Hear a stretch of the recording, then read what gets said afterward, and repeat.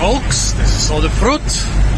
Today will probably be my last foraging trip in Borneo. I'm leaving the day after tomorrow, and for this foraging trip I'm taking the only railroad. Yeah, Borneo might have 8 states and 3 independent countries. It's the most international island in the world, but it has only one railroad line going from Kota Kinabalu to the tiny town of Tenom, the center of Borneo fruit production. However, this year, oh, look at the nice 5 o'clock tree. Edible fruits, but not of high quality. That's why they are called monkey pot fruits. Well, yeah, Tenom is the center of Sabah fruit production in the state of Sabah. But right now we are not only not in the fruit season, we are in an El Nino event, and so everything around here is bone dry. It rained quite a lot yesterday, but it was the first rain for almost a month.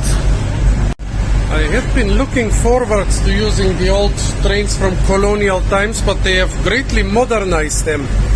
You can even turn the seats in different directions to, well, to do sightseeing in whatever direction you want. Kind of miss the ancient interior. They're still the same wagons, just more comfortable. 25 more minutes till the train leaves, so let's do a bit of light foraging around here.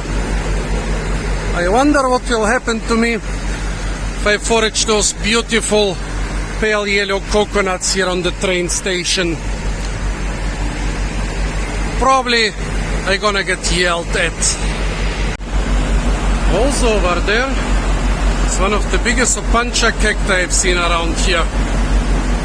This species does not even produce very good fruits, but if the people here knew that the nopales are actually quite tasty with sambal, they would very quickly adapt some Mexican cuisine. Yeah, did I mention that we are in a drought, which greatly reduces the chances of foraging any fruits or greens? The greens are dying and the trees are not producing fruits. Already been asked if I go to the rapids. Well, the track of the railroad is a tourist attraction in itself, going through a beautiful gorge, and then you can do some downstream rafting. And unfortunately, this is the only thing Western tourists come for to Tenom. They come here with the train from KK, then they do the rafting through the gorge and return probably to the train or go to the mangroves near Beaufort. Tenom has so much more to offer. The great agricultural park, the Crocker Range mountains, but okay, Sabah is a state very rich in high mountains, so this is not such a main attraction. The wonderful culture of the Murut people, the fruit production, but the only thing Westerners come here for is the railroad and the rafting. On the railroad there are a couple of quite interesting machines. Oh, you will see much more funny ones on the way if they haven't abolished them yet. I hoped I could show you more edible stuff here, but most is visible only from the distance. Here the tall and dark green pisang kapok plants. The fruits are very angular. Behind them a mango tree just starting to flower. Here a wild fig growing out from inside an old house. Over there between the monkey pot trees are the ones with the small leaves. We have 2 tropical almond or beach almond trees. Yes, the almonds are edible. Not sure what the tree behind this house is, but it looks like some Diospyros, maybe a velvet apple. There are a lot of fruit trees here in Tenom which you don't find in other areas because of the agricultural park. That's one thing they have not modernized. Okay, I'm quite a tall person, but how do the kids and old ladies manage this? I have no idea. Met a couple new friends from the village I'm gonna go, Bangi. They tell me there are a couple crocodiles here, and they are small. Nah, don't worry, they don't eat monkeys, they don't eat fish. They eat cattle from time to time. Now I'm feeling really safe here. Funny that the train is almost empty. My ticket cost 65 cents. No, not euro cents, 65 Malaysian cents. That's about 12 euro cents or 14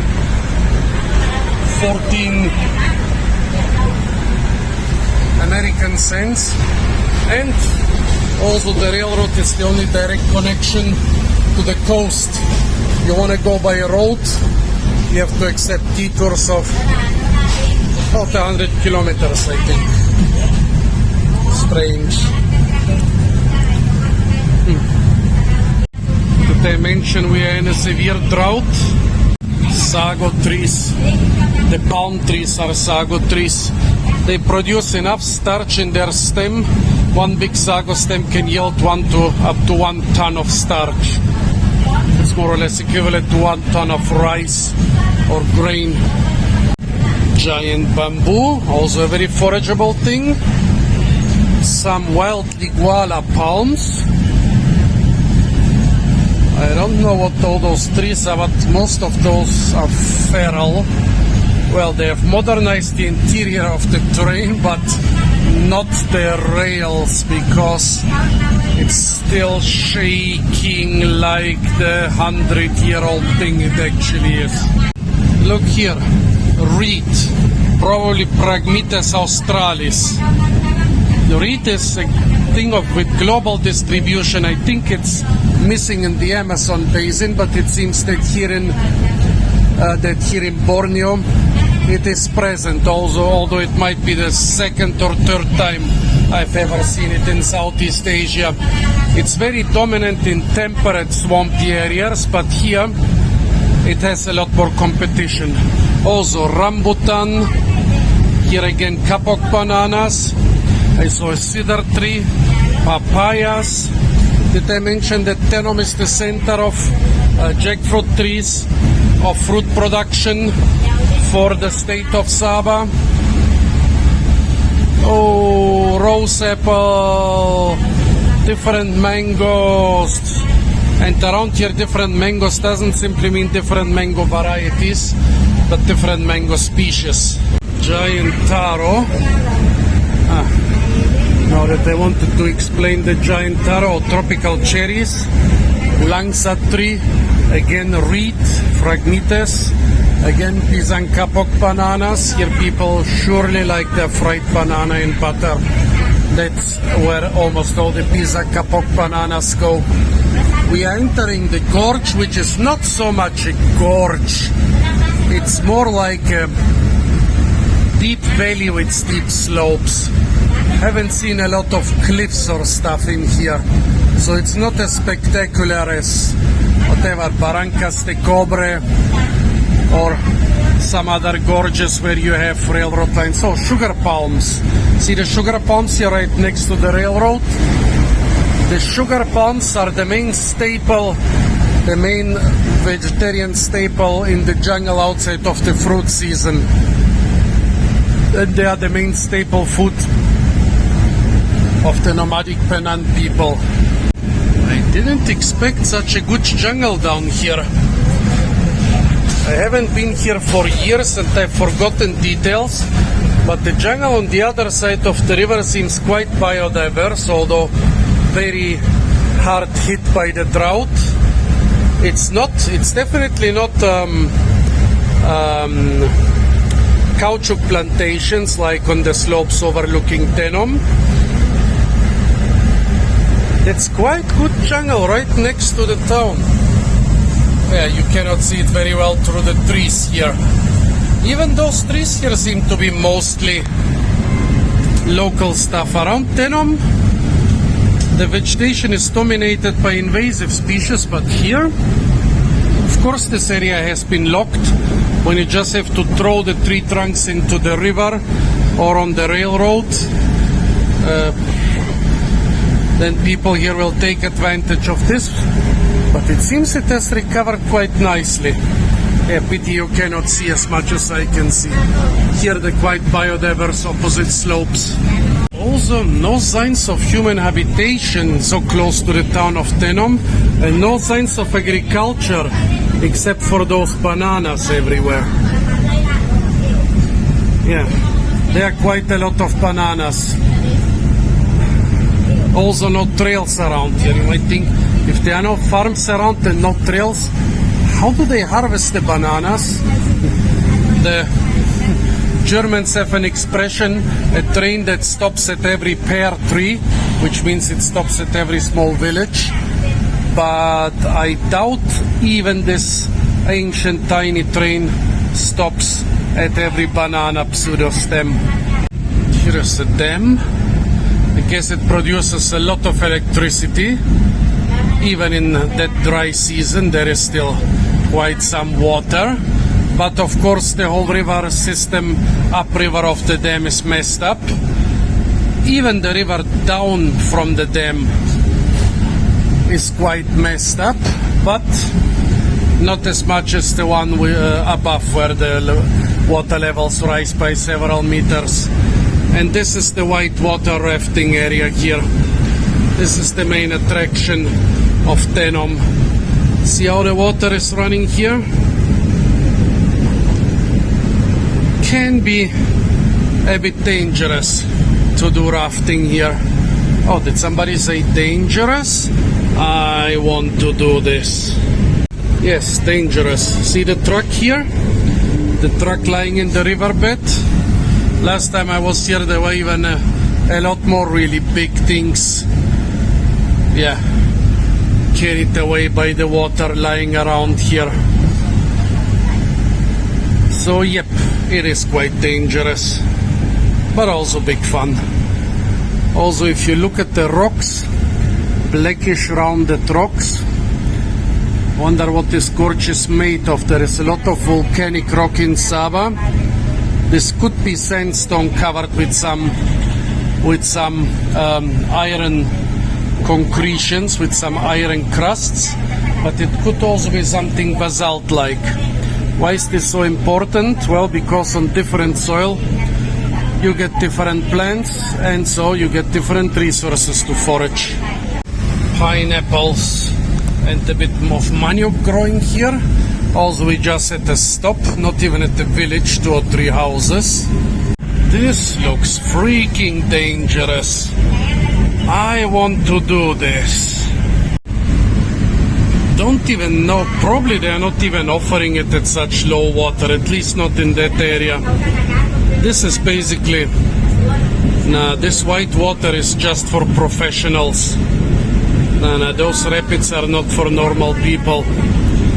Also, last time I took the train, there was a group of Western tourists who had done rafting here, and they look pretty messed up and shocked. And one girl was just sitting and shivering. Probably got hit, got slammed against the rock or something. So yeah, rafting here can be great fun, but can be very dangerous. See there? Another thing that looks like a truck. Not like a small 2-3 ton truck, but like a big semi lying in the water. Also those giant jungle trees, they didn't move themselves there. So yeah, using a river during floods can be very dangerous, but it can be just as dangerous using it during low water when the rocks are exposed. Also here a lot of, and now no more, a lot of sugar palms. That means that even if I get stranded here, at least I'm not gonna die of hunger. The river valley with the railroad looks a lot like the river valley in the Balkan mountains where my grandfather comes from. Only our river is much smaller, but the slopes and the railroad and everything quite similar. Also the droughts. Of course we have no bamboo and palms yet, because climate change is hitting hard. here a rubber plantation. Well, in the rich state of Sarawak, rubber tapping has basically died out. They still have many millions of rubber trees, probably billions of rubber trees, which are good for nothing anymore. Here in Sabah, people are still poor enough so that they do rubber tapping, so that those plantations are still active. Also, there is some, oh, look at this solanum there. Could this be mini tamarillo, or could it be maybe kerosene plant? Haven't seen this in Borneo yet as far as I remember, but there are over 1,000 solanum species and hundreds of them can be potentially edible. And the funny thing is that a lot of the edible species are also potentially edible species are also potentially toxic. That's solanum for you folks. Tiny station again, just 2 or 3 houses, 2 or 3 farms. Oh yeah, I think velvet apple seems to be kind of a popular fruit here. That's the second one I'm seeing already. A nice kapok tree on the other side. You can even see the fluff in the fruits. Also look at those nice vines. I forgot the name of this Fabaceae genus, but they have some of the biggest plant fruits in the world, some of the longest ones. However, this is a species with medium-sized fruits, like half a meter or a bit more. Not even the bananas are properly producing in that drought. Banana is one of the most water-guzzling crops in the world, and here in the rainforest climate it's usually not an issue, but during such a drought, yep, banana is not a seasonal thing, but it needs water for production. You don't give it water, it becomes seasonal. You might notice that even during a drought without much rain, the river is yellow. Yes, we had quite a short, strong rainstorm yesterday, but the river was yellow even before that. They are bulldozing a lot of areas around Tenom to make new oil palm plantations, although the government tries to encourage more fruit cultivation and not oil palm around Tenom. Most of the areas are being bulldozed for oil palm plantations, and even during such a dry season, not enough, but too much silt ends up in the river, of course destroying the original water ecosystems and also taking away so many nutrients and so much soil from this area, which desperately needs it. Here they have built a more low-impact power station without a big dam. However, nearby, well, a couple dozen kilometers away, they are planning a new one near the little town of Kamabong. They said, what? The lake is supposed to be 24 kilometers long. It's going to be a giant dam and a giant lake, and it's going to destroy probably hundreds of square kilometers of jungle. But if you want to protest such developments, yes, they are very controversial, they are destroying a lot of stuff. But if you're going to protest them, please tell what alternatives those people have. They are looking towards Singapore, they are looking towards Japan, and they want the same standard of living as those super rich countries, basically the same standard of living as Western people. Tell them how to achieve it without destroying their rainforests. Or if you have no idea how to do this, then go back to living in a cave and hunting mammoths. Oh wait, you hunted the mammoths to extinction, and I guess no one of you is gonna voluntarily spend the rest of their lives in a cave. Well, then be very careful when you criticize the local people.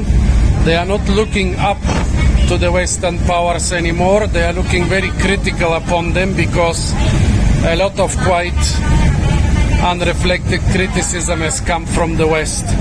If you want to criticize them, always give them good, feasible and honest alternatives to their current development. I arrived in a tiny village of Pangi, and you wonder how the locals survive without the road, well, have you heard the name railroad? They are taking this quite literally here, but they have greatly upgraded their their technology since I was here last time. Those rafts, yeah, they have taken rafting from the river to the railroad. Those rafts used to be moved with a big stick when I was here last time. Now look, they've added motorbikes. And now they are probably 10 times as fast. Yeah, 6 years ago, like the farmers used to balance on those platforms and propel themselves with a stick. Back then I never saw this system with the motorbike, but I guess progress is inevitable. Check out the fruit trees here. Rambutan, not in season. Some jungle mango, not in season. Right next to it with the much smaller leaves, the Mangifera indica mango, not in season. Tarap, not in season. Next to it, could this be a star apple? Well, also not in season. Behind it, not even sure, but not in season. Look at all those cute automobiles here. This one could be directly from some old movie where they still had such little things move on the railroads even in the West. Durian tree, not in season. Hello? Can I get at the money inside, please? Papaya. Just like bananas, papayas are not seasonal. As long as they have enough water, they will produce all year round. Coconuts are also not seasonal. Don't know if the suicide apple is seasonal, but I'm not gonna try it for you.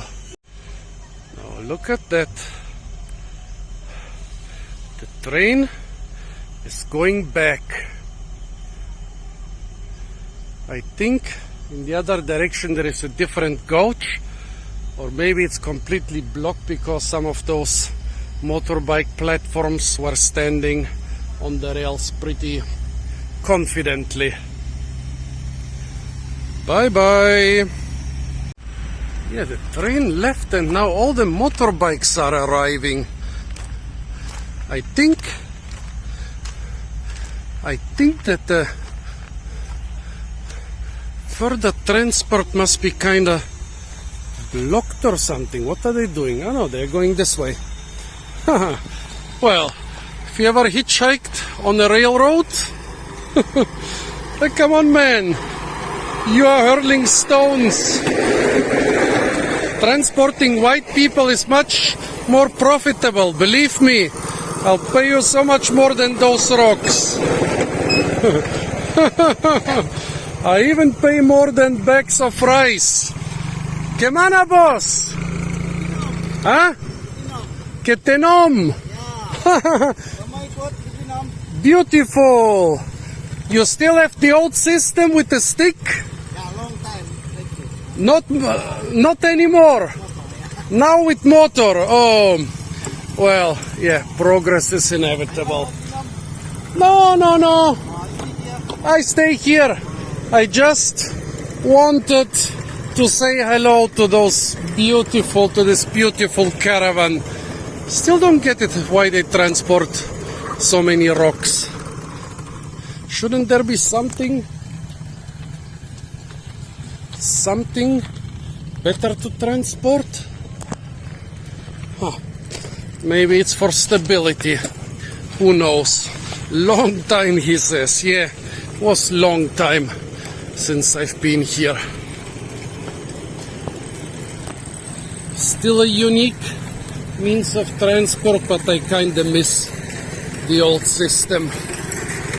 Those weedy areas next to the road can give you a lot of important resources. This invasive weed here, for example, is very good for all types of wounds. An Iban hunter taught me this, and it's working like a charm. The shy mimosa, I haven't played with those things for quite some time. One of the fastest moving plants in the world. See, you touch the leaves, they fold. When I touch them, the plant looks quite bad. Touch them here, they fold again. Invasive weed, very problematic around here, and don't step in it. Oh, it's covered with thousands of hooks. Carambola or star fruit. There even a couple quite nice ones on the ground, but this is not supposed to be good for your kidneys, so I'm staying away from it. A guava tree, not in season. So the little boy said that the crocodiles around here eat the cattle. Guess he meant the water buffalo. A crocodile that's able to eat those things is gonna have no problems at all with me. I hope he meant they eat the dead water buffalo. Hi buddy, no, I have no food for you. I know you are used to white tourists petting you and giving you treats, but no. That's some nice healthy buffalo bull. Hope no crocodile eats it soon. Just exploring around the little village. Guess people are wondering what the white man is doing here without a guide. Usually they come in groups, following a local. Here, some nice pumpkin vines. Labu! Oh, terima kasih, boss! The little child explaining to the white man this is called labu. Yes, the pumpkin around here is called labu. Giant taro, not looking that healthy anymore. This lady is beckoning me to come towards her and go behind her. I don't know, man. For this I have to cross the sewer first. Oh. So many chickens. I guess I got a friend for life. Kemana? Ah, terima kasih. Ada air. Air apa? Sungai Padas. Ah, air Tanjung. Terima kasih. Okay, there is water, but not a waterfall. Also, look at all the mangoes it's around here. Okay, yeah, he was pointing out to me the bridge over the river, going to some small river. Let's see if there is something more interesting around here. Nope. So why not take the bridge? The local Murut guy, as you can see, with the parang, the tambok. Maybe I should take out my parang. So, the first bridge going over, I think this is, oh yes, this is a small channel of the big river. Then we are on some, oh, that's some shaky bridge. Wonder how the big one will be. Wah, wah. Well, fortunately, just like in Borneo and in the Amazon basin, my area of the Balkan Mountains is very rich in those hanging bridges, so I'm a bit used to them. Also, the water level is rising at a crazy speed. I think maybe right now they don't have enough water to run the power station permanently, so they've turned it on now because the dry rocks were being flooded by water. That means that somebody has, oh, look how beautiful.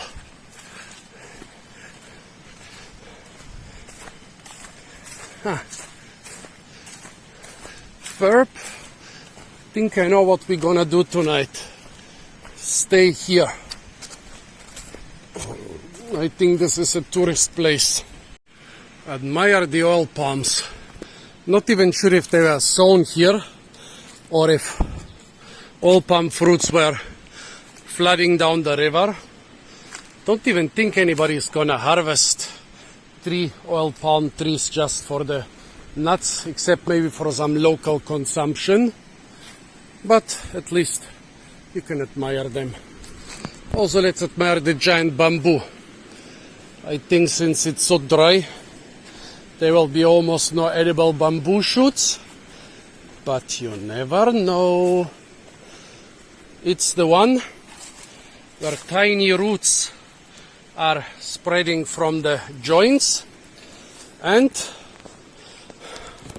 Peteros, a Murut hunter, told me that this means that it's the sweet, tasty, edible bamboo. But I'm walking around it. It seems to be pretty hard hit by the drought, despite growing quite close to the river. The only thing I've spotted by now is this minuscule shoot over there. Hey boss, di sini ada rafting? Hah? Ada, jam berapa?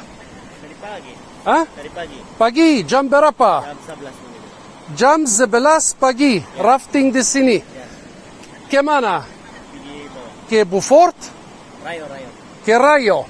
Makasih. Bos, boleh tinggal ransel di sini? Boleh, ke Terima kasih. So, tomorrow, at what did he say? At 9 o'clock, there is rafting to Pagi.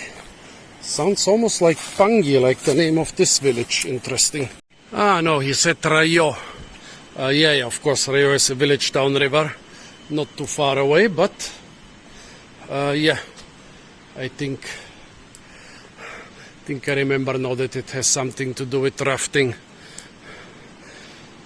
And about me, I don't want to bathe in this river, which takes in all the sewers of Tenom and Kiningau and probably a couple other nice towns in the area. But a small jungle river for washing should be okay. Also, this bridge looks like fun. It's about what the free span is over 100 meters. See the Murut farmer over there? If he is 1 meter 60 or about 5 feet, this bridge is well over 100 meters or over 300 feet. Oh, nice. Always use protection, folks. In my case, the protection are my ripped pants with a hole in the butt big enough even for me to crawl through. They prevent sunburn because the lower parts are more or less intact. They also prevent unwanted pregnancies because nobody wants to date a broke-ass bum. Next thing, proper footwear is crucial on jungle tours. The locals sometimes use rubber boots. Very few still walk barefoot. But what you shouldn't do is go into the jungle with ripped shoes. The standard shoe in the Malaysian kampungs is the Adidas kampung. From a time where brand Adidas shoes were basically unattainable for those poor people, somebody used to started to make more or less the same thing out of one piece of rubber, and those are still the standard shoes they use in the jungle or in the villages. Since I want to climb up the slopes a little bit, those things are not gonna cut it. Also, you have some slippers or fancy hiking shoes. You are considered basically something that needs to be protected. Have proper Adidas kampung and the parang. You are a man. Even if you are a woman or a small child, you are basically a man. You are being accepted. Again, admire my belt for the parang, which I made over 3 months ago. I just took the inside of a vine. Yes, I know which vine to take so that it doesn't burn your skin or doesn't rip after 2 minutes.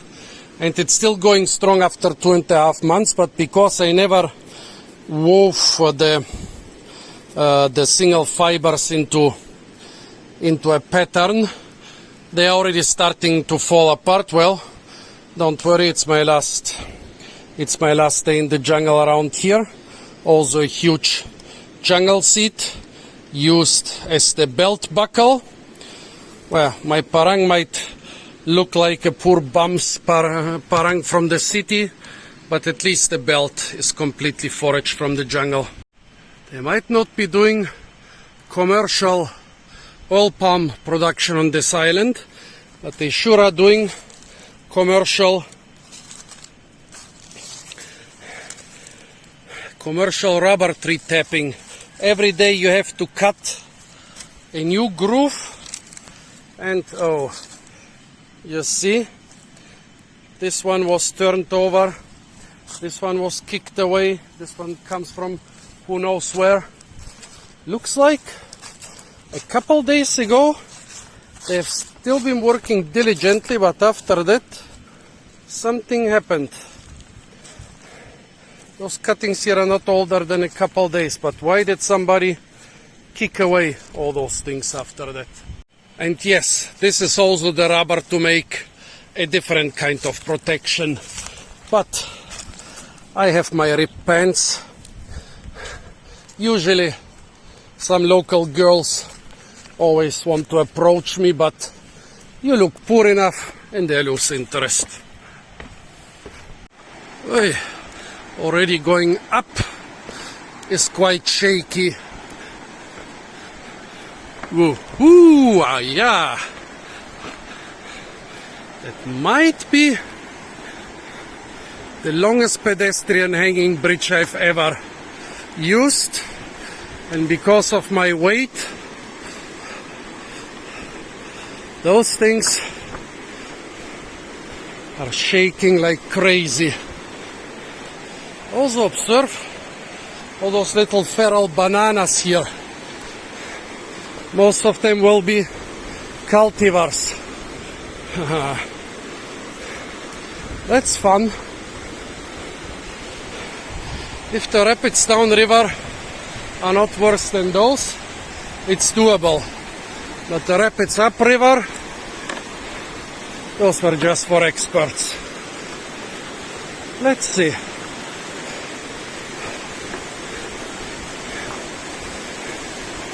This thing is surprisingly stable for now. It is shaking.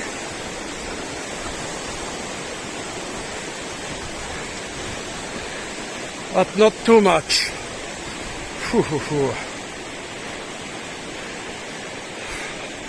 Yeah. That's quite a bit of fun, man. Yeah. Surf the sugar palms.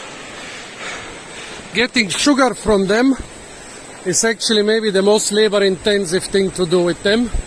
No, actually no, the other very labor-intensive things. Can use the fruits, which are very itchy and require to find a slave or a gullible person to do the work for you. Can also use the stem to scrape out sago. The easiest part to profit from those, so just use the palm cabbage. Also observe, around me the jungle is of quite good quality. Here a big sweat has been cut down, it is regenerating. But I think in the fruit season, this place is gonna be amazing. As for now, big pisang kapok plants, those giant banana plants with the angular fruits are almost always pisang kapok. Also avocado. Denom is a famous place for avocado production. Also, thanks Tammy for showing me the way. Totally appreciate that. Also, bunch of bananas have fallen down.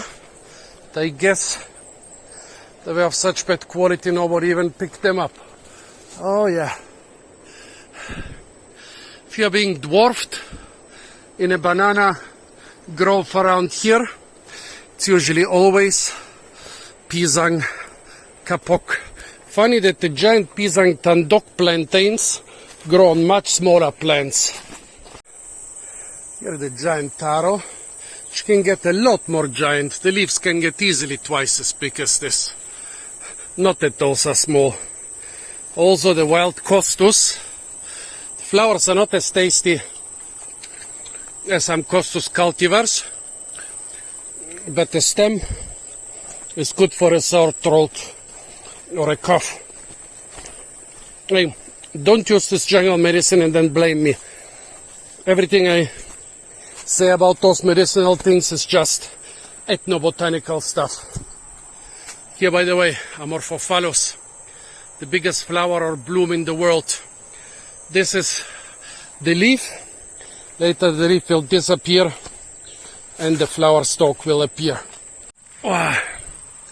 The fruits of the rubber tree, it's in the Euphorbiaceae family, the spurge family. No wonder it produces latex. But the seeds are edible after long cooking. Here is a seed. Well, a seed which is already rotten and not edible anymore. Actually, originally the seeds were the more valuable crop and the latex was just an added perk. Paku paku, the most common edible fern around here. You don't eat it out of hand, you bring it home and cook it into a tasty vegetable. This plant known as the wild beetle pepper is also an important jungle medicine. I don't know why they call it wild. Usually it grows around houses or in gardens where they plant it. You chew it and put it on a wound, it stops bleeding. Again, this cannot replace a doctor for you, but for the people in the villages, it's quite a useful first aid measure. Quite tired and it's the hottest part of the afternoon. Manioc. Usually the leaves are being harvested around here, not so much the tubers. Here the saw blade grass, I like it so much. Every trip in a secondary forest, especially in flooded areas, it will make a sieve out of your legs. It'll cut you with a million little teeth. Yeah, what I wanted to say, the hottest time of the afternoon, tired, I'd like to get higher into the jungle, because there is some cool breeze coming from there, but I don't want to do it without a trail. Too tired to get very far up into the jungle without a trail. Can penetrate much further with a trail. Look at that, spiny Kok trees. The fibers from the fruits are very valuable, and the fruits are edible under certain conditions. And it's also beautiful ornamental. Don't you want those things in your garden when you are running around and your kids are frolicking around? The spines are so hard, they'll go through flesh and maybe stop at bone, but I'm not sure. And those things are everywhere here.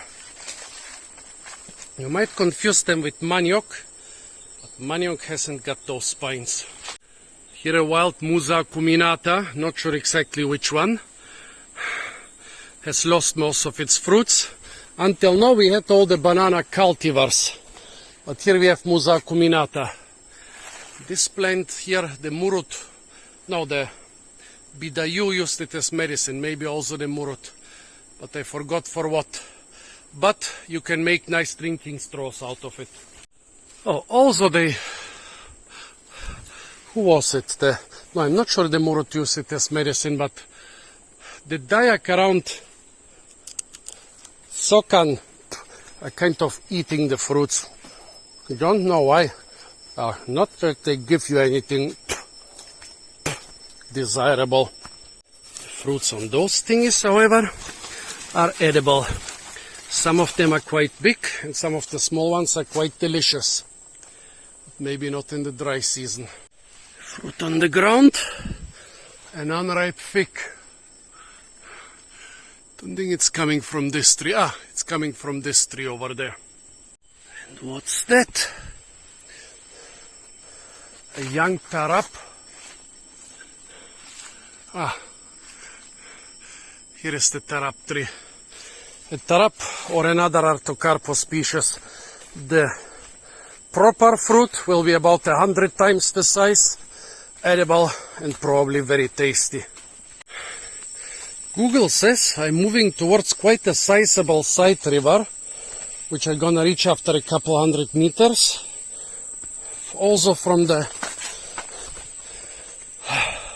satellite it looks like this river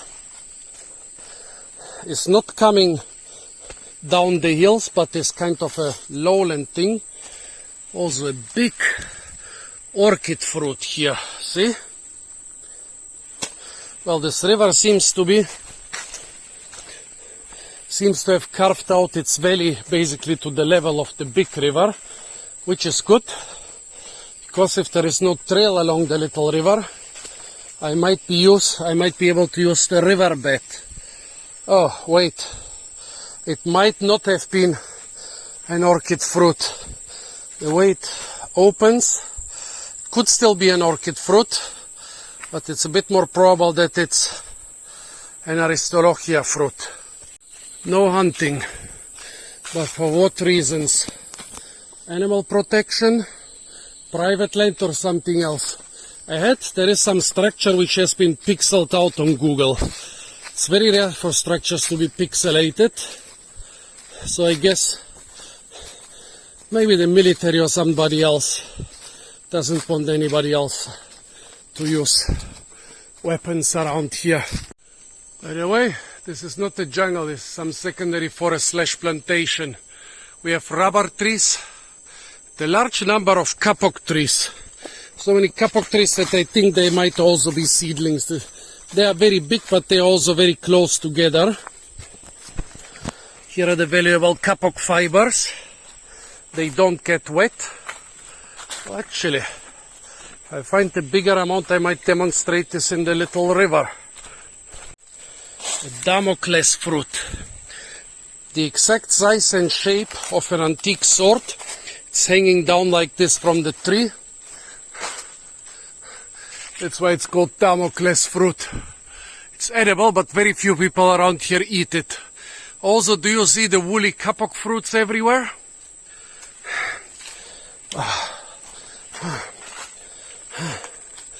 Here at Lingera gingers. Not the torch ginger, because the inflorescences are too short. All of those have uses. Edible uses. But I'm too tired right now. It's too hot. I want to get to the little river. So many kapok trees. I've never seen such dense stands. Were they maybe planted for timber? Because it's not the best way to plant them if you want to get at the fibers. If you want timber, you want tall, straight trees. Have fun climbing those kapok trees. This is not the young stem, this is the branch of an older tree. Yeah, have fun. Have fun, but without me. A bigger Amorphophallus leaf. This leaf was much taller than me. Some leaves can be the leaf stalk can be over 3 meters tall, and the petura on top also quite big. Also, all those millions of things lying on the ground, I think those are aborted kapok fruits. Also, we are joining another trail. Let's not get confused. The way back is here. Come on. Trail is splitting again. Google says there is a farm that way, and yes, there are a lot of bananas. These are kapok.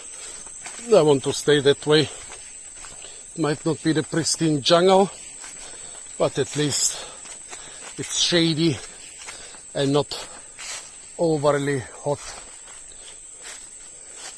Har. Har. Did we have some pirates here? Har, har. Har, har. No. Harra. Oh, look at the lizard here.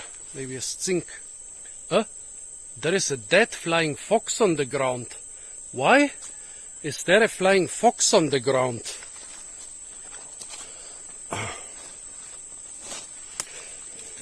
It's one of the big ones, not one of the biggest ones, but pretty big one. It's quite fresh. Let's find a stick and poke it a bit.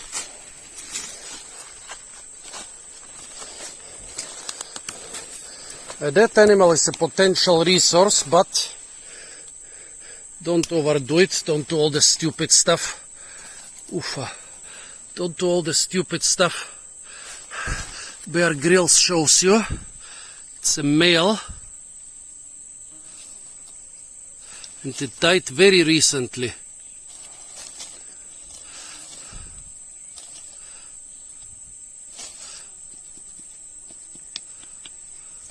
Probably just hours ago. Yeah. Huh? Still clinging. Wait. Wait. Look at those.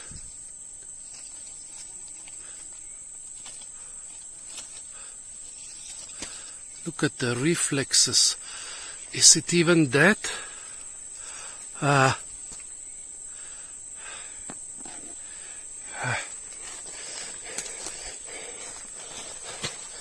You remember what happened last time a guy ate one of those? We had to stop the world and then turn it on again. And nowadays, the word for it is like Voldemort. If you want to be successful as a YouTuber, you don't ever mention COVID-19. Okay, now my channel is gonna be left to die. Okay. Nobody, I'm not gonna eat you, sorry. Let's avoid COVID-20. Har, har. The stem of this kapok tree, especially the buttresses, are decomposing. You can find a lot of resources in such areas, from interesting types of sap and wood to animals. Here are the termites which are attacking it. To water. Look, there is water seeping down here, maybe from a hollow trunk. Everything is wet. Maybe the termites. How was it?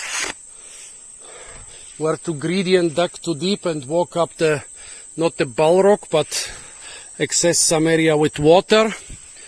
Yeah, check out such spots because there might be interesting resources. Right now I don't find anything I can use around here in any ways, but old hollow trees, always important.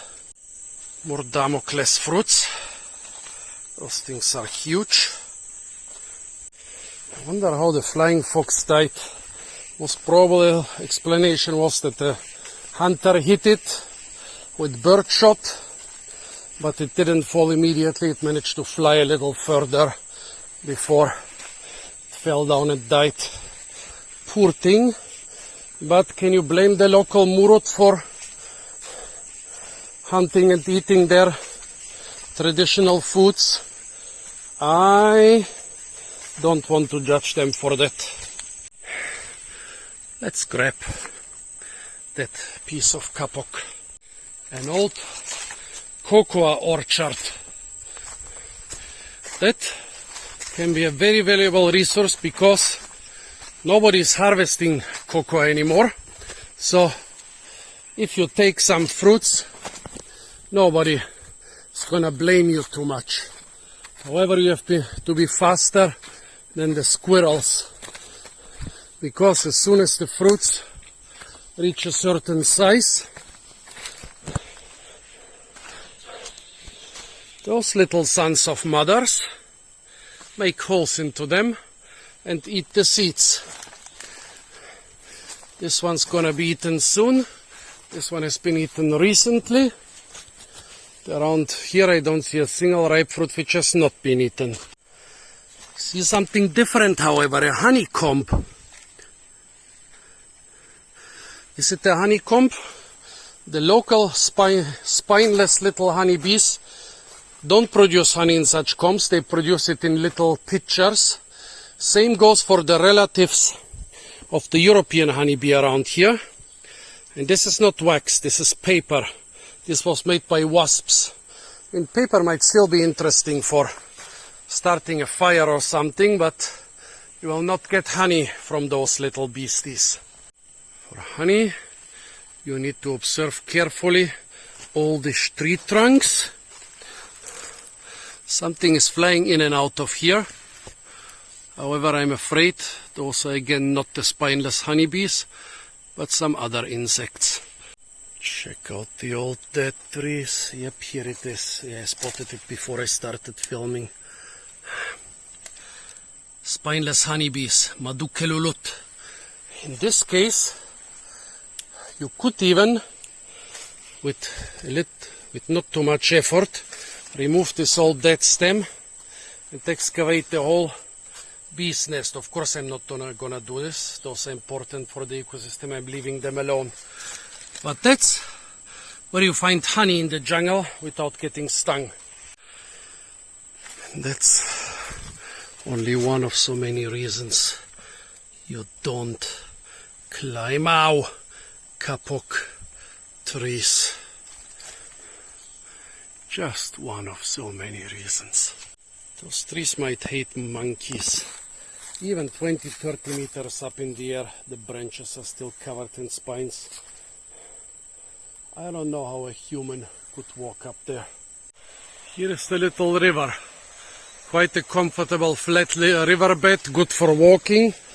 But as long as there is a trail in the shade, this is even better. You might think this is bamboo, but this is a piece of sugar cane randomly lying around. Very heavy, much heavier than bamboo. Somebody has harvested sugar cane. They guess they dropped a piece somewhere around here. I'm still hungry on the way back. I might take a piece. Also, let's assess this little river. No mud, but gravel. Quite wide and shallow. So this is a lowland river. Despite the fact that there are hills around it, it has carved out its bed more or less to the level of the big river. It's not a V-shaped valley of a mountain river, it's the U-shaped valley of a lowland river. That's interesting because this must be going between two different ridges of the Crocker mountain range. Okay, check the satellite again. Yes, this river goes pretty far. Branches into a couple rivers. Everything seems pretty lowland. There are farms a couple kilometers upriver without road access, it seems. I think in the rainy season the river might be navigatable for little boats. Right now I guess they have to walk 5 to 7 kilometers. 10 kilometers in a straight line upriver. There is a trail. There is a trail or a road. Probably it was a logging road at some time. But to get through there you probably have to walk over 20 kilometers. Also, observe this thick layer of mud and sand. In the river there is gravel, no mud and sand. Also the river is reasonably clean. That means, well, okay, there was a strong rain yesterday. That means no large scale logging, farming, building or mining upriver. But there is this almost 2 meter thick layer of soft sediment. This happened when the original jungle was locked. This is all secondary jungle. I guess a lot of, always be careful, this trail is incredibly dangerous. You can always fall 2 meters down because it has been completely undermined by the water. So yeah, a lot of logging. The jungle has recovered nicely, but this thick layer of fine sediment shows the scale of destruction here. Always observe such things. This is basically an artifact. Yes, this layer is an artifact. And this fig has damn big fruits.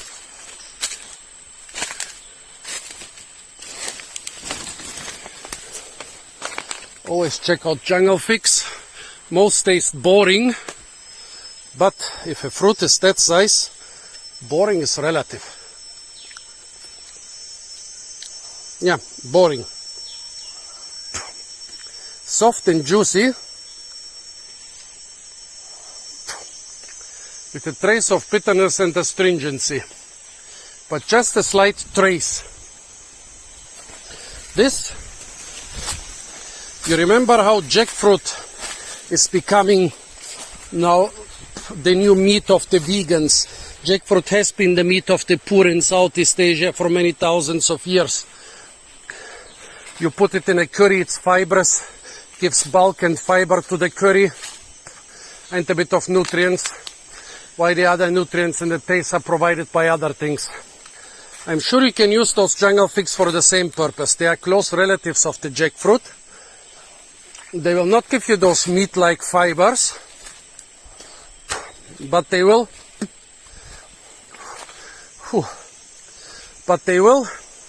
give a lot of bulk to the curry.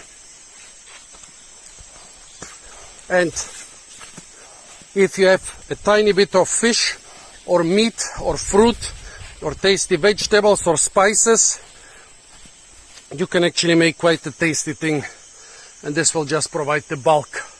This could become quite a long walk, so we need a stick. Instead of destroying a tree, you can do something much easier. Destroy one of those sugar palm leaves. The leaves are not sugary, unfortunately. You have to destroy the whole stem to get at the sugary part. But the leaves are very stable. I've seen them being used as 7-meter supports for giant nets for catching birds and bats. And they are totally stable enough for an average stick. They'll probably not bear all your weight. But if you don't want to do any caprioles on the steep slopes on a trail, this is a totally good stick. Another dead tree. Check those out for mushroom or animal resources. Lots of mushrooms here, but I don't know what to do with this one. And as to the animals, I don't see anything, but this is purely theoretical because I'm not planning to access any animal resources right now.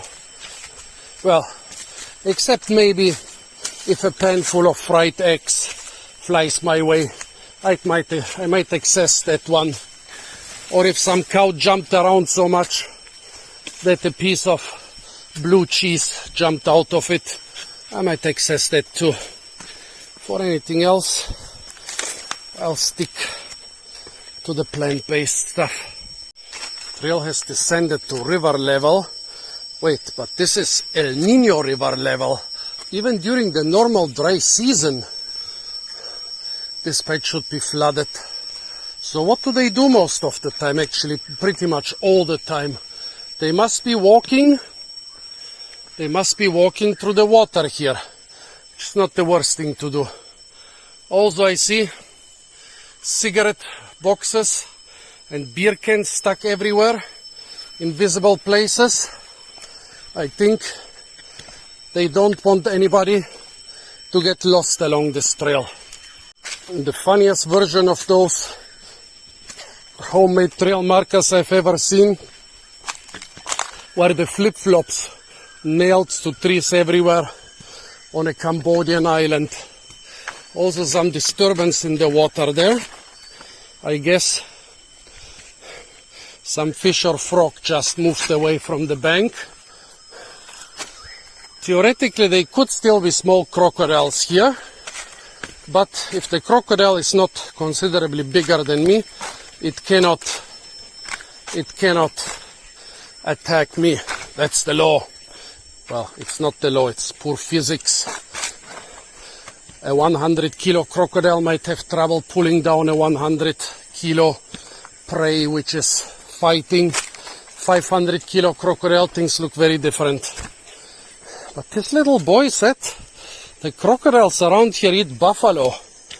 Maybe he meant the people eat buffalo, or I hope he meant the crocodiles eat the dead buffalo. I don't want to fight a 1-ton monster. You need to be a 1-ton monster if you want to take on living adult water buffalo.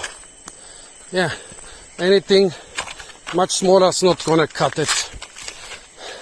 But the big crocodiles are a couple miles downriver behind the gorge. They don't like gorges. That's where they send the little beta males to, the ones which are not allowed to breed with the females. And those betas, well, a child might still be feasible for them, but not a big fat morsel like me. Also, really beautiful countryside here. This huge amount of sugar palms also shows that this is a secondary jungle. They usually grow in disturbed places where a tree has fallen, where there is a little river or a cliff in the jungle. So many sugar palms show a large-scale disturbance. And it's usually logging, slash and burning, bulldozing, or something like that. Always look at the signs, folks. Such a thick layer, even in the best looking jungle, means destruction, even decades ago. And so many sugar palms, even in the best, most pristine looking jungle, means it's not pristine. You might ask, how do I know all those things? How do you know that what I'm talking is not crap? Here, by the way, the itchy fruits of the sugar palm, the itchy edible fruits. You find somebody to process them for you and take all the itch, and you can eat them. So how do I know all those things? Well, I don't know all those things. I know a couple of things about the jungle. I've read some. Here again, the jungle fix. In a desperate situation, such a tree can save you. There is food for a day here. Might not be tasty, but it's food. Well, how do I know those things? I've read some things. I've listened to a lot of people. I've walked in the jungle for years. And yeah, basically put everything together into a picture, into a mental map of my jungle knowledge, which will be different from everybody else's jungle knowledge and probably quite unique because I got it from so many different sources. Unique doesn't mean better, but my knowledge is a patchwork. There will be a lot of mistakes and faults in my knowledge and a lot of things I can improve. So just comment if you know something better, but please explain yourself properly. Don't just say, you're stupid, you don't know what you're talking about. This guy's full of crap. Yeah, fortunately I get trolls like every other channel, and even though I try to shrug them off, it still kinda sucks. You know what also sucks? Except for the coconuts in the beginning, I haven't found anything forageable around here. Yes, if I were really hungry, I would totally cut and eat a sugar palm. Or try to find bamboo shoots even in the dry season. Have to be careful with bamboo shoots. They are much easier to harvest than the sugar palm. But all those smooth bamboo stems here in the area are covered with little itchy hairs. So be careful. They are easy to take, but it's also easy for them to hurt you. An edible artocarpus, not sure which one. You tell me, but the leaves are over 1 meter long. In the fruit season, big fruits will litter the ground everywhere here. Different species of jungle fig, but unripe and too astringent. Again, observe A huge bamboo cluster, but not a single young shoot. Yeah, extreme droughts suck. A lot of resources which would be available outside of the fruit season are less available because of the strong drought. Are those the vines you can use to get clean water in the jungle? I think the bark is not shaggy enough. They should look like a grapevine because they are closely related to the grapevine. Not even sure if they will give you water in such a drought. Look at that. The door leaning casually against the tree. That's a hint, folks. It's a hint that we are approaching some farm or something, well, something existing or something abandoned. Which means that's the area they probably planted the good fruit trees. The rubber trees they planted further away. And yeah, here we see 1, 2 pineapple plants, 3 pineapple plants. Probably they want fruit here in the shade, but they show us that it might be good to look for other fruit trees around here, because this is an area somebody lived or either spent enough time to build something with a door. Here also a big blue barrel. So those people will have either intentionally or unintentionally planted a couple fruit trees here. But I see none. Ah yes, here, quite a tall mango. And another one, and look at that, fruits on the ground, finally. Yeah, those older mango varieties, they can take falling from the tree. Assam plum, this one's not ripe. Keep it for a couple days. Small one could already be edible. Third one down there. Oh, this has already been munched on by somebody who made no big difference between the fruit and the seed. Okay, I'm leaving you here. Are there more fruits around here? Well, 2 mango. More mango trees over there and over there. Something else with big leaves over there. Okay. I'm grabbing my 2 fruits. You might think 2 mangoes are not much, but there might be more around.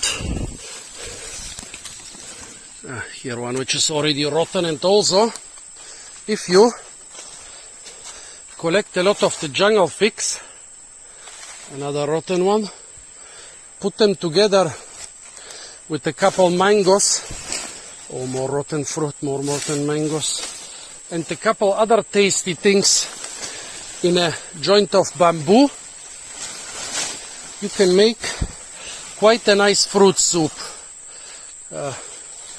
Well, this one is also destroyed. What a pity. I want more. So the mangoes will give you the sweetness and the flavor. The figs will give you the bulk. Or you can, well, right here you don't even need to use figs. It would be much tastier if you use the heart of a sugar palm. In a big pinch you can even use the hearts of pineapples, but they are small, not tasty, and hard to get.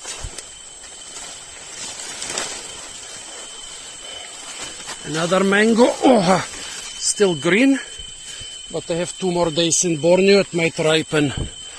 Also, another cautionary tale, there are more wasps around. Oh good, finally we found a tasty resource.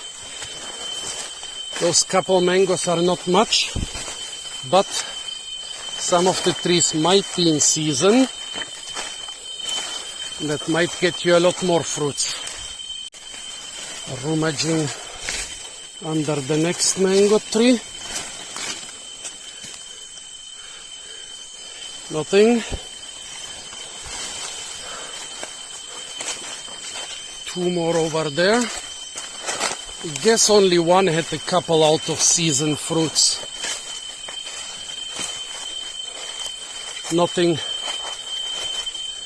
Ah, sorry, taking everything back. Ho ho ho, this looks good. Look at that. Good sized fruits. 3 of them. Nice. Somebody here has been foraging for the mangoes. See how a lot of vegetation has been chopped off? Not the first one here. Yeah. Well, this one is a little bit on the oldish side. This one is still good.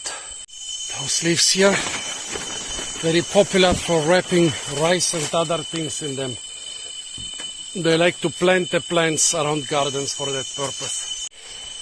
Oops.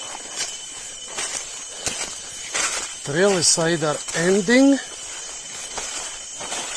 or I lost it while foraging for mangoes.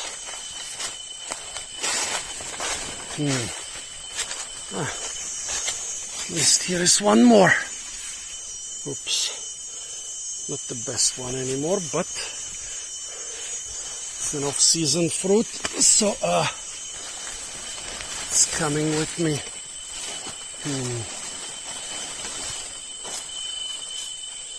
Somebody was slashing here and there. Also there are a number of mangoes lying around here. Let's go this way. Yes, a lot of slashing has been going on here. Did they just want to clear the vegetation to collect the fallen mangoes? Or were they also making a new trail from here? No. Trail, very reliable so far. It's lost. Oh well, there is another. Of course all the rocks on the river bank are not that comfortable. But people have used this trail. Probably today, because I guess during the night there was a flood here after the strong rain. Let's survey our loot. A good number of fruits. This one is soft. This one is ripish, so this one has also a soft spot. Same goes for this one. This one has wounds. Those are for later. Those 6. Oh, they're gonna go now. Oh, started taking off my shoe, but I don't want to get sand into it. So,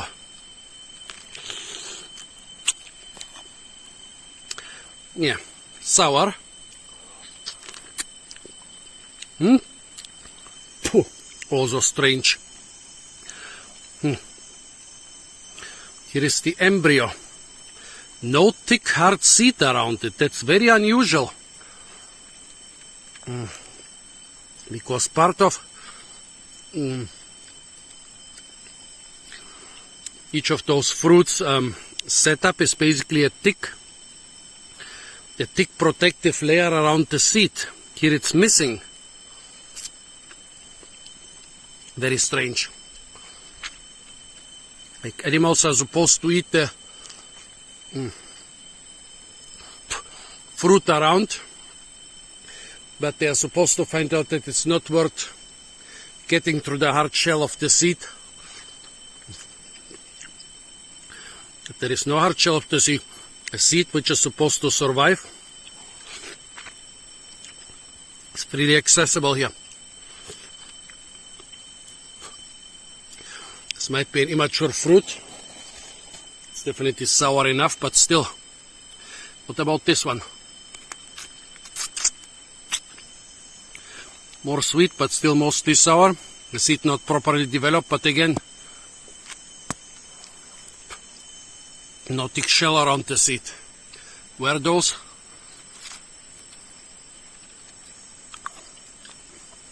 Planted on purpose, also for that feature. Interesting. Two trees on the opposite bank, covered with fruits. Do I think those are edible? No, I don't. Do I still want to try them? Yes, I do. Do I want to cross the river, which is pretty wide and deep at this spot? Not really. Also, folks, always observe the traces in the jungle, the feeding spots of different jungle animals.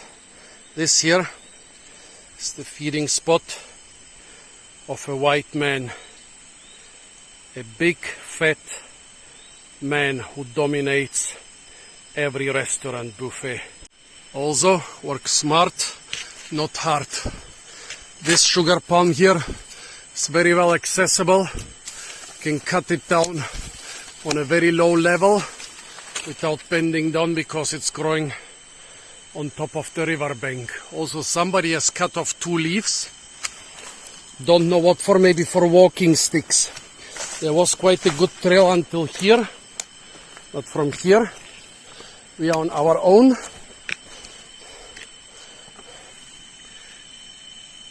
Is this deer or pig? It's a small animal. Could be a mouse deer or a young piglet or a young deer. But then there is a dog here, or some sort of jungle cat. They are quite big predators around here. Nothing that's dangerous for me, but still quite sizable stuff. Yeah, always observe the spurs in the sand. Also, the drought, this channel has dried out. Spoke next to the other channel. The water provides some cooling water. It's very important for fruit production. Well, of course, because you have to water the fruits, but also because it works like an air con. It's too hot, cools you down. It's too cold, it warms you up.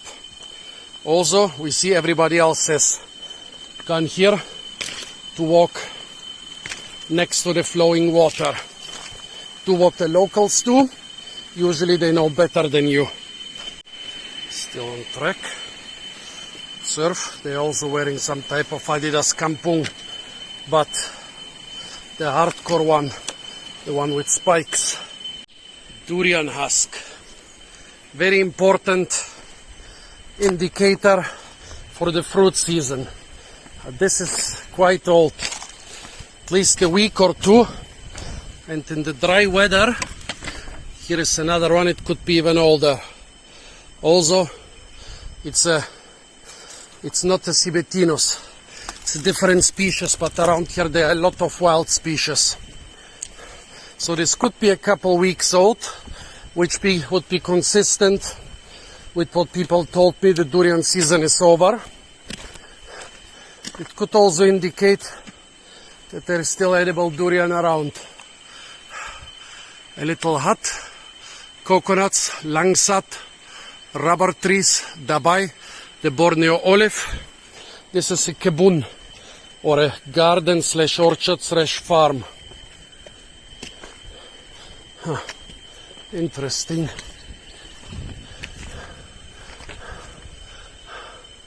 Will there be something forageable for me over there? I haven't advanced very far. In a straight line, I'm about 1.5 kilometers away from the island where I left my big backpack. But less than a kilometer ahead, this river is meandering like crazy. Almost ready to create a couple of oxbow lakes. I want to see that area. So you might ask, what would I do here in a real survival situation if I was stranded here and had to survive for a couple days? Well, I would, since I couldn't find any source of clear water, I would boil the river water in bamboo joints. They will cut down 2 or 3 young sugar palms every day. That way I could easily survive for a couple days or weeks if my stomach doesn't object to that one-sided diet. And I would supplement it with a bit of figs and mangoes and maybe the occasional bamboo shoot. Sounds simple in theory. I have never really tried it out.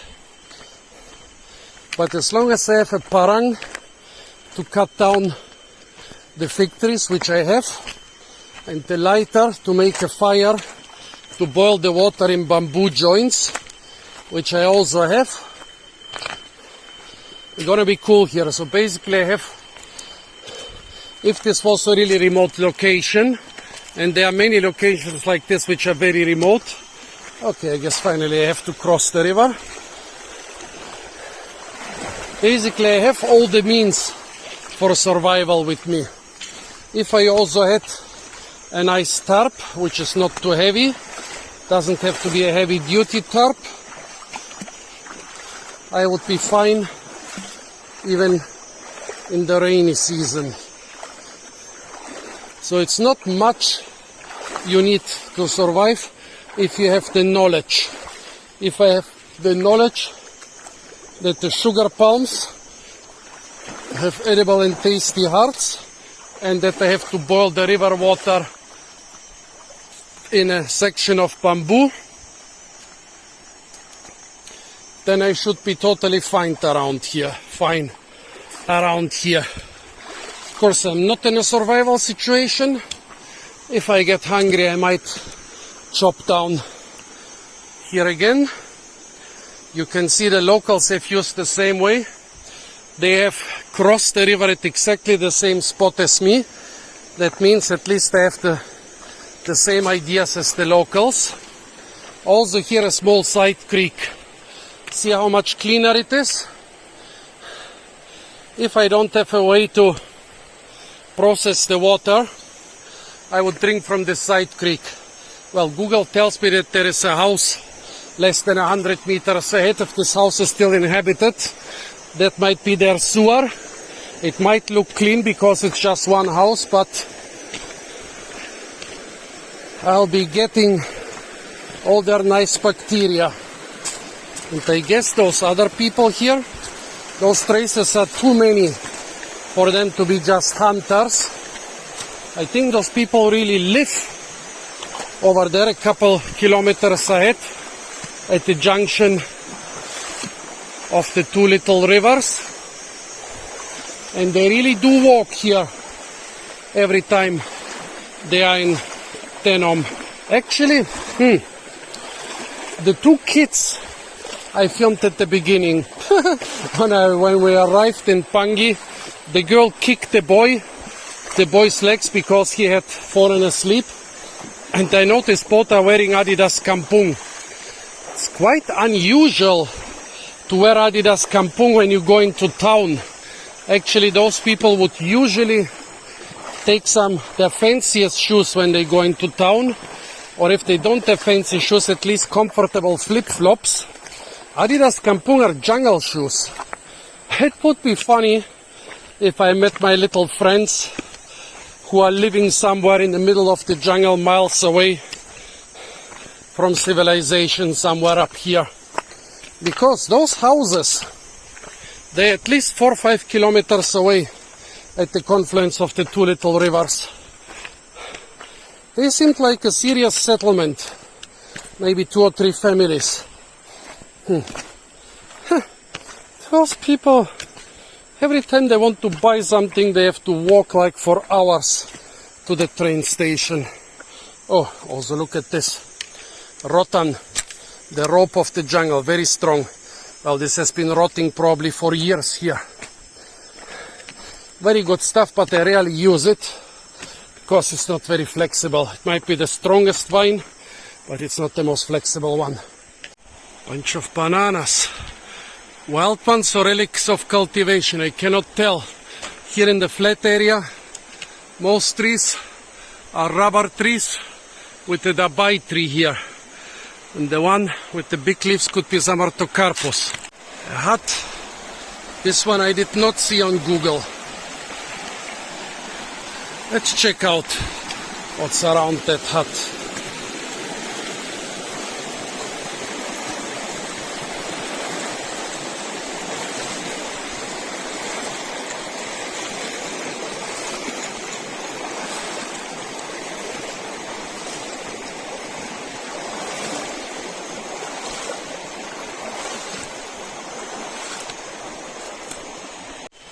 The artifact layer is proving a bit of a challenge. Let's for now walk up this tiny little dry creek bed, 2 meters tall. Don't want to climb this.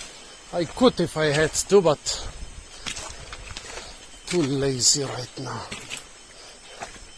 Also a tiny little creek. The water could be good, but I don't want to risk it. Still have my bottled water.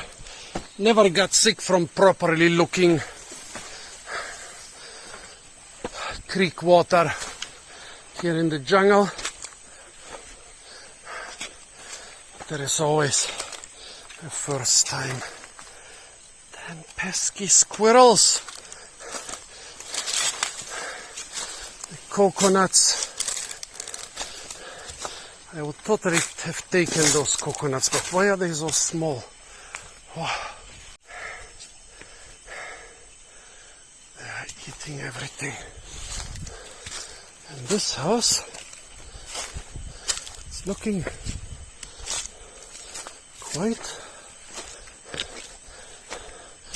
quite well maintained. Oh, it seems like somebody's coming here regularly. Are they living here, or is this just a big kibun house? Okay, wait. Oh, even an electricity installation. Must have been living here at least at some time. What's the reason? Probably rubber tapping.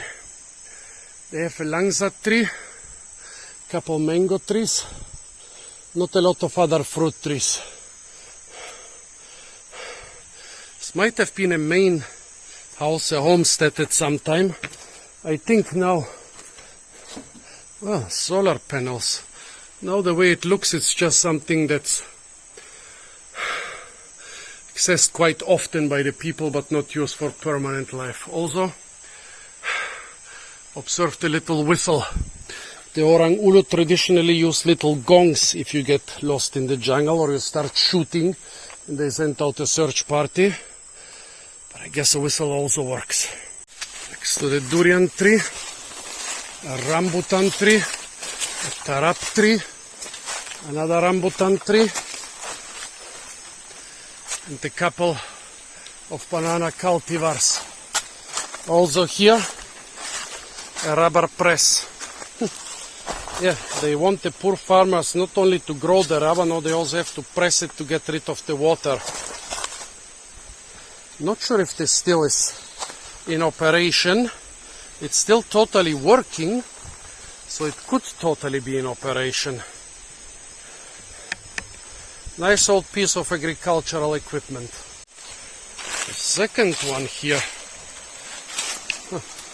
Well, it's a sizable rubber growth, and yes, if you move this away from the palm tree, it's also working.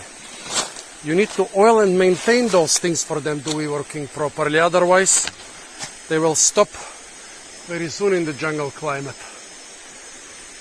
Also observe the stick leaning on the tarap tree. Used to get down the fruits, but we are not in the fruiting season. I smell smoke. Somebody's... Well, there is either a forest fire many kilometers away, or somebody's made a little fire just a couple 100 meters away. Wind is coming from upriver, from where I'm going. It's gonna be interesting.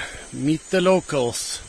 And back across the river, or actually no, I'll stay on this side. Still have to walk around the steep part.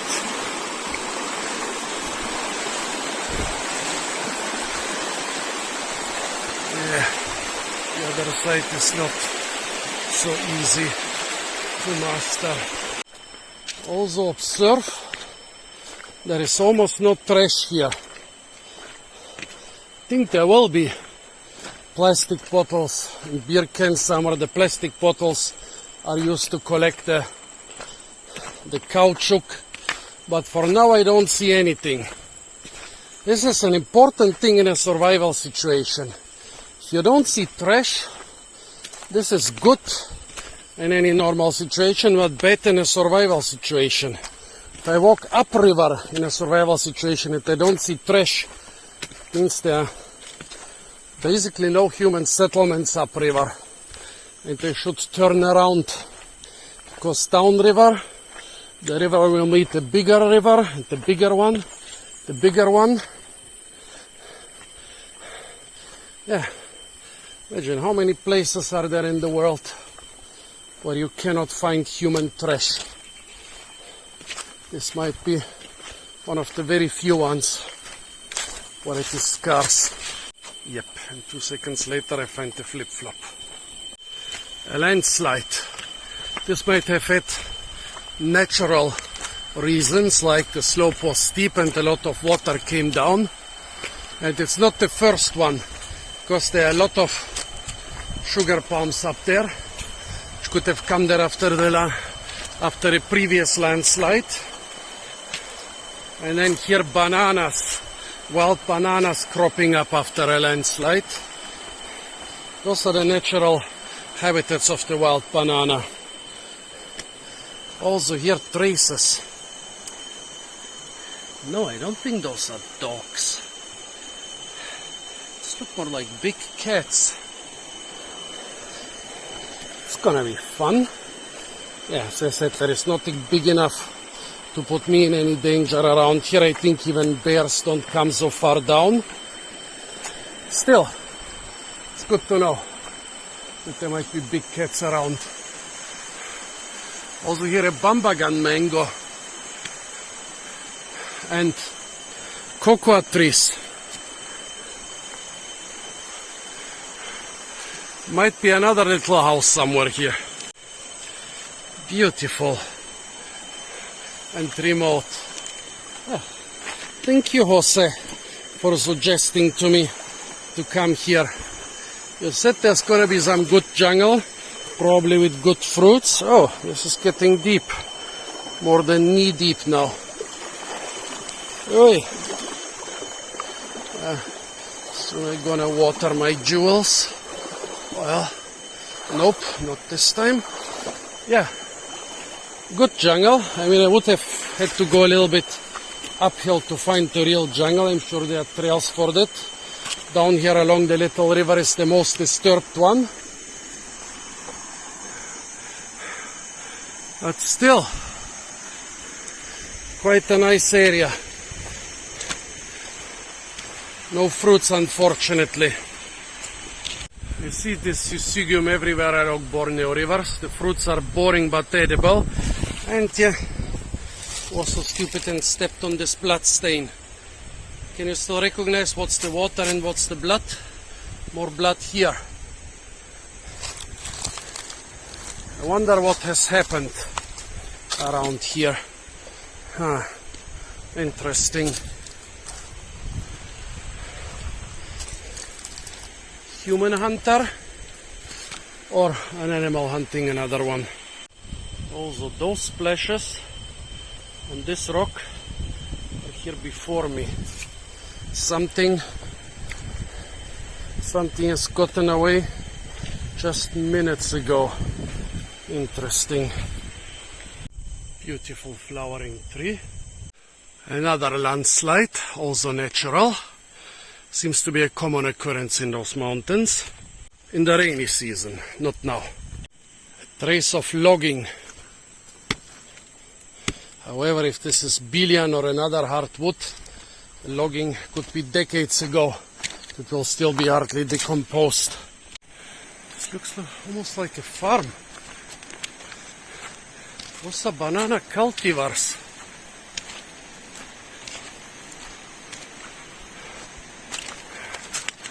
Interesting. Oh yeah, and there is a mango and the coconut tree.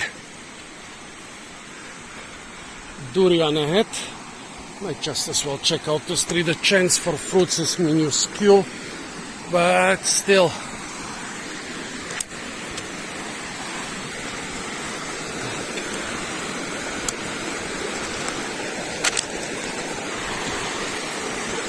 Well, also I've arrived here at the meanders. Right here, this rock is less than 50 meters across. Could walk 600-700 meters around and arrive 50 meters away on the other side. There is even a cable car or an electricity line here. I don't think it can be an electricity line because I saw no traces of it further down. The cable car here. I wanted to turn back. That actually looks interesting enough. Houses on both sides of the river. Now I'm turning back. It's already late. Houses are not too interesting, but if I walk across the farm,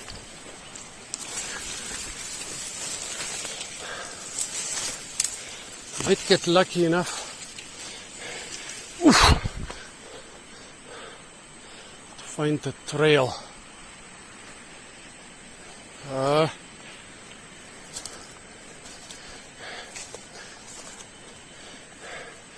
Okay, this was a mistake. The vegetation is too dense. And here I am caught in the spiny mimosa. Okay.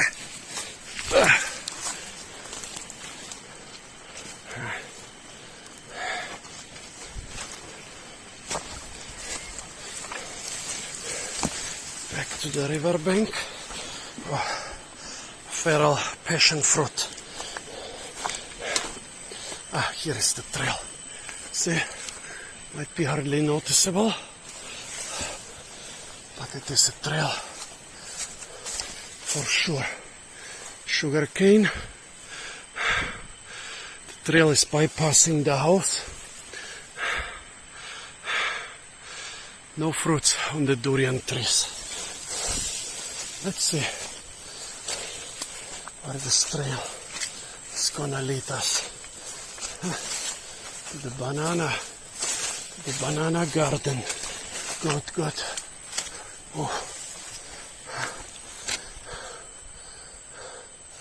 This house is inhabited. Pisan kapok plantation. Haven't seen a single rice paddy around here. Bananas might well be their staple in this valley.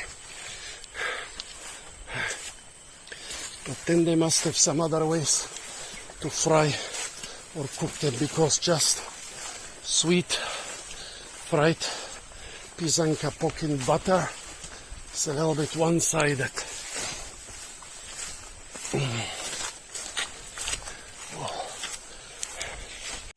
Another hut, this one abandoned.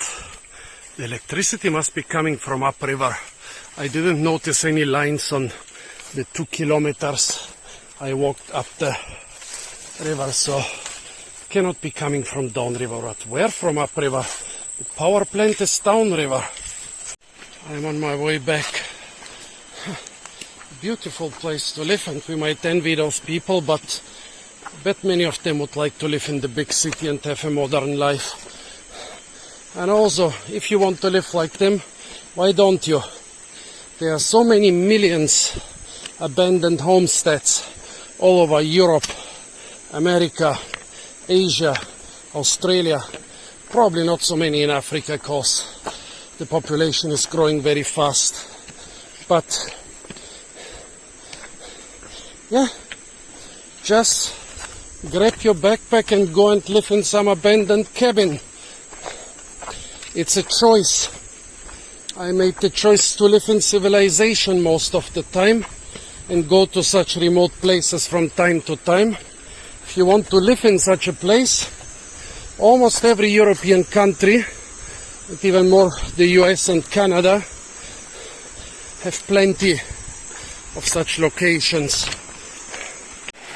Another thing I notice is that the water is unusually warm, but so far pretty much all of the river has been sunny, and on the satellite picture it looks to be like this for many kilometers ahead.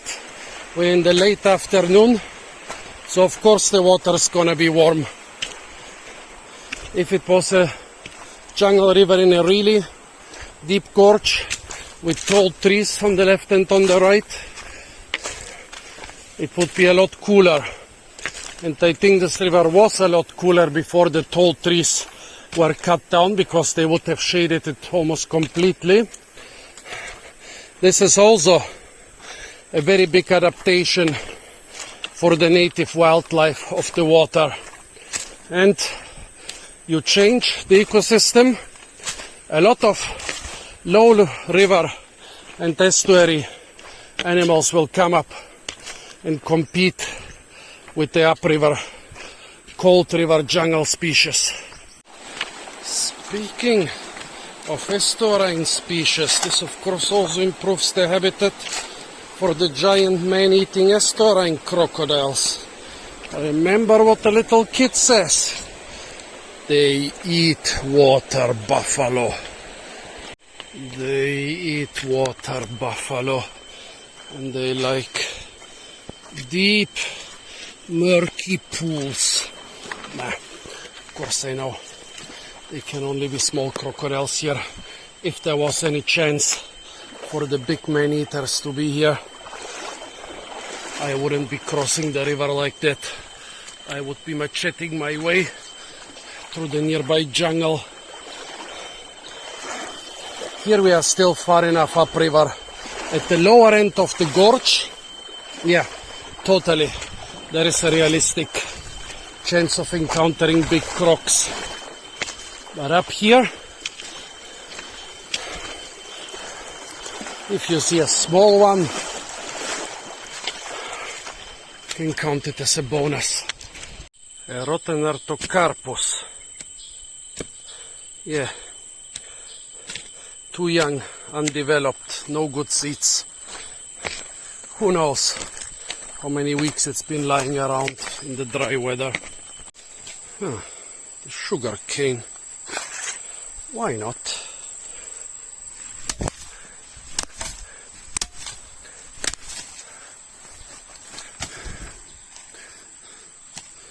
Those two sections should be quite good.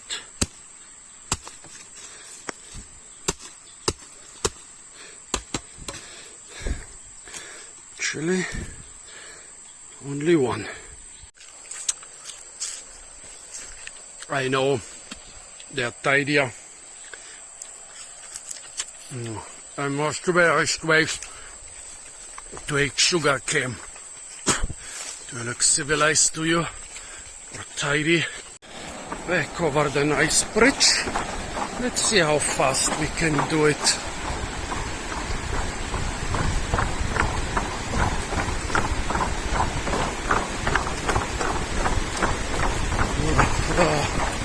I hope this thing was made for a big fat ass white man like me, and not just for the light Moro tribesmen, because in that case they will have to build a new one.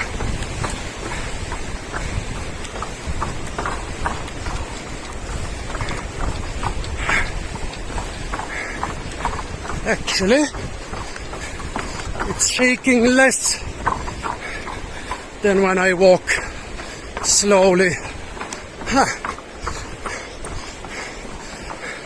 Oi. Well, don't copy this idea, guys. Since I don't trust local water sources, let's try and obtain a bottle in the village. Okay, most important resource has been obtained. Also, people ask me, are there still villages where the girls go topless Well, not the girls, but this was one of the places where the old ladies go topless in the evening when they know there are no more outsiders around, except for me. Also, they have those specific toes. Mine are a little bit like this because I used to walk barefoot for a long time. There's a lot more like this. Very wide spread toes, almost like a little hand. I've noticed that my feet resemble those of some local tribes, but there's even more pronounced because some of them they have walked through the farms and the jungles barefoot all life until they could afford shoes at an old age. I guess even if they could afford shoes at a young age, the shoes were for the city, not for the farm. So for the night, I'm gonna anchor down on the little island. Let's assess the situation. A lot of nice sandy grassy soil, slightly moist from the rainstorm last evening. There is the next one approaching from the north. 4 weeks without rain, and just when I start camping it starts raining. What about the wildlife? I guess the local dogs might pay me a visit. Also, there are buffalo droppings everywhere. Those things can really mess you up. They are more famous for that than normal cattle. As far as I remember, the water buffaloes are descendants of the gaur, a wild cattle weighing about 1.5 tons, whose favorite pastime is to hunt tigers for fun. Well, if it rains, there are enough roofs around there. In the kitchen there is even a floor if I don't want to sleep on the sand. Almost looks like the gardener slash caretaker. No, he doesn't sleep here, that's good. I don't think he will be here tonight. Nobody's gonna disturb me. After all, they expecting me to pay for rafting tomorrow. Also, I'm a little bit reluctant to use the river for bathing. There is a local family doing this just now. But I think the water bottles of the tourists might actually be a slightly less disgusting alternative. Those berries are pretty massive. Don't pee on me tonight, okay? At dusk, I settled down at a comfortable spot with plain view to the river. However, 2 kilometers ahead, the hilltops are already covered in mist, so I'm afraid that they have to go hide under some roof pretty soon.